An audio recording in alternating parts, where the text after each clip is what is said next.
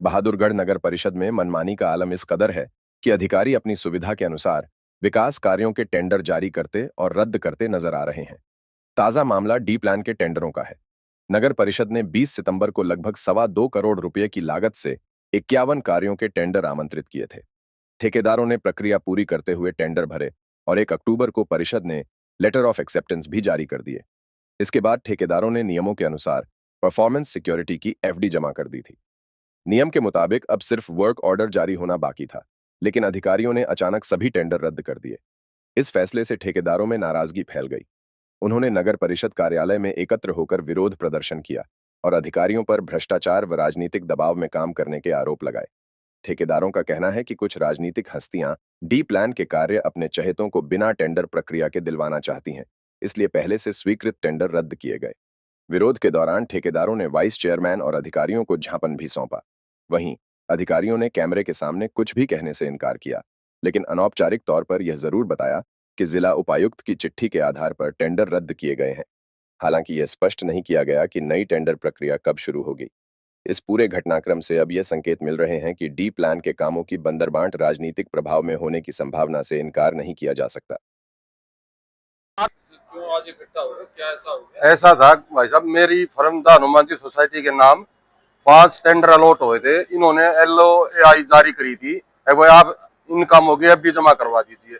मैंने टाइम से जो ऑपरेटर होता है कमेटी में उसके पास एफिडेविट प्लस एफडी इनके पास जमा करा दी थी। मैंने बार बार इनसे रिक्वेस्ट करी थी भाई मेरे कामों की वर्क ऑर्डर जारी किया जाए, लेकिन उन्होंने कोई नहीं किया। कल मुझे पता लगा कि जो मेरे काम थे 5 जो मुझे अलॉट हुए थे उनको कैंसिल कर दिया गया। मुझे लग रहा है कि ये सारी मिली भगत प्रशासन द्वारा कमेटी द्वारा की जा रही है, क्यों की जाए? शायद अपने ठेकेदारों को फायदा देने के लिए। ये वजह ये है, बहादुरगढ़ नगर परिषद एक्शन ने और ME साहब ने यहाँ डी प्लान का जो अमाउंट आया था वो करीबन 2.5 करोड़ के आसपास आया था और उसके टेंडर लगाए थे। टेंडर 51 टेंडर लगाए थे और टेंडर अलग अलग एजेंसियों को अलॉट हो गए थे। और अलॉट होने के बाद भी जो LOI होता है, जो ठेकेदार ने एक पैसा फीस के रूप में जमा करवाना होता है, वो भी जमा करवा दिया था।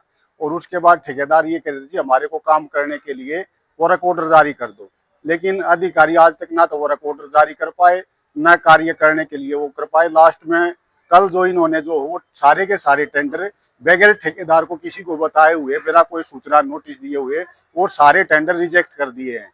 इससे साफ जाहिर होता है बहादुरगढ़ नगर परिषद के जो एक्शन है या SDO ME है जो भी, वो सारा का सारा भ्रष्टाचार कर रहे हैं। इन्होंने यहाँ पर पहले भी ऐसे किया है, जो एक्शन आते हैं वो अपने साथ ठेकेदार लेकर आते हैं। मैं तो हरियाणा सरकार को ये आपके मीडिया के माध्यम बताना चाहता हूँ कि एक्शन को साथ के साथ एक ठेकेदार भी साथ में प्रोवाइड करवाया जाए, ताकि इनको ज्यादा पैसे की जरूरत होती है, ये अपने आदमियों को टेंडर देते हैं। हमारे टेंडर आम आदमी बहादुरगढ़ का ठेकेदार तो यहाँ पर बेरोजगारी की तरह भटक रहा है। जो डी प्लान के भी सरकार ने टेंडर लगवाए 5-5, 7-7 लाख रुपए के थे, वो भी इन्होंने रिजेक्ट कर दिए बिना बताए। और पहले भी ऐसे ये एक्शन जो भी बहादुरगढ़ आता वो ऐसे ही करता रहता है, अपने साथ ठेकेदार को लाता है और अपने मन मर्जी से काम करवाता है, जो कि सारे पैसे की मिली भुगत करके यहाँ की जनता परेशान रहती है और वो ग्राउंड पर काम नहीं हो पाते हमारी। तो अधिकारियों से बात हुई आपकी? क्यों करें? अधिकारियों से बात हुई है, अधिकारी अन्य प्रकार से कई प्रकार से राजनीति पॉइंट भी बता रहे हैं कि मेरे आदमी करेंगे। दूसरा ये भी कह रहे हैं हमारे पास DC का कोई लेटर आया है, ADC का आया है। मैंने ये मांगा जी वो लिस्ट दे दो, वो लिस्ट भी मना कर दी उन्होंने। अगर जो आपके पास DC से या ADC से जो भी आपके पास कुछ अप्रूवल आई है आप हमारे को दे दो। इन्होंने कहा आप लिखित में हमारे पास कोई कार्रवाई दोगे तब हम आपको जवाब देंगे। राजनीतिक पॉइंट क्या? राजनीतिक पॉइंट ये कह रहे हैं किसी पर हमारे को दबाव बनाया गया कि भाई हमारे आदमी काम करेंगे इस पे।